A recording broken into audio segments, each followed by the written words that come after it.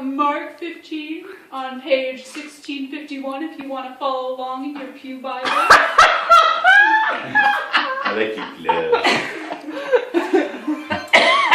Jesus is led away to be crucified. A certain man from Cyrene, Simon, the father of Alexander and Rufus, was passing by on his way in from the country, and they forced him to carry the cross.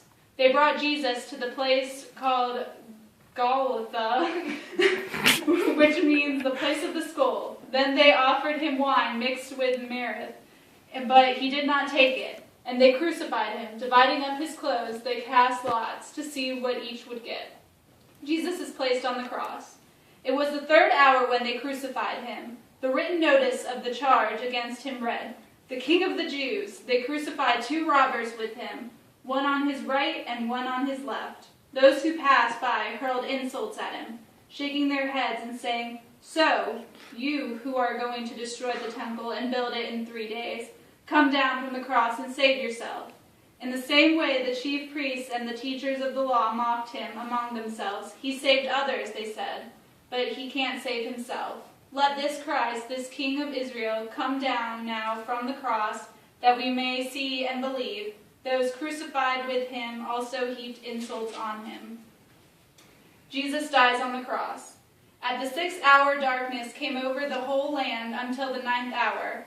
And at the 9th hour, Jesus cried out in a loud voice, "Oilai, oilai, yabla blah blah," which means, my God, why have you forsaken me?" When some of those standing near heard this, they said, "Listen, he's calling Elijah." One man ran, filled a sponge with wine vinegar, put it on a stick, and offered it to Jesus to drink. "Now leave him alone. Let's see if Elijah comes to take him down," he said. With a loud cry, Jesus breathed his last.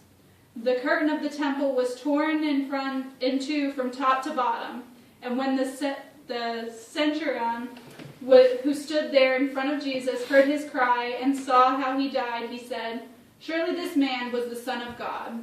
Some women who were watching from a distance among them were Mary Magdalene, Mary the mother of James, the younger and of Joseph, and Salome.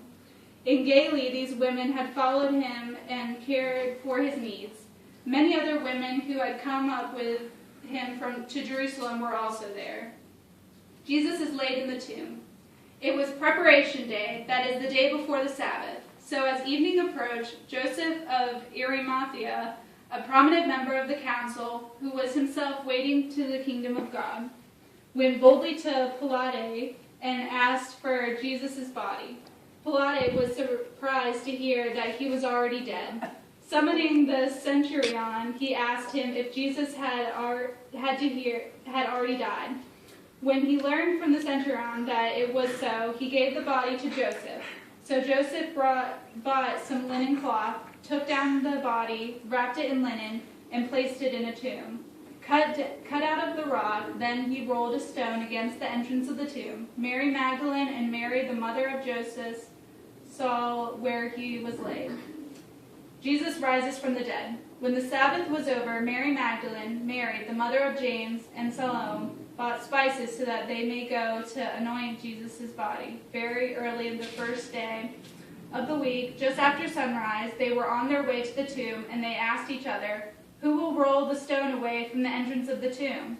But when they looked up, they saw that the stone, which was very large, had been rolled away. As they entered the tomb, they saw a young man dressed in a white robe sitting on the right side, and they were alarmed.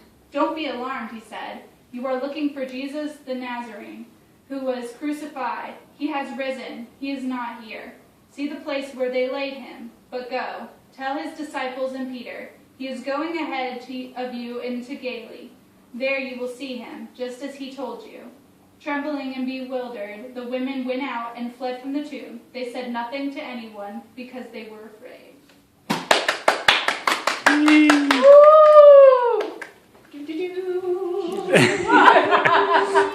Hold on. I must run down the aisle now. Oh dear, she ain't gonna run very far.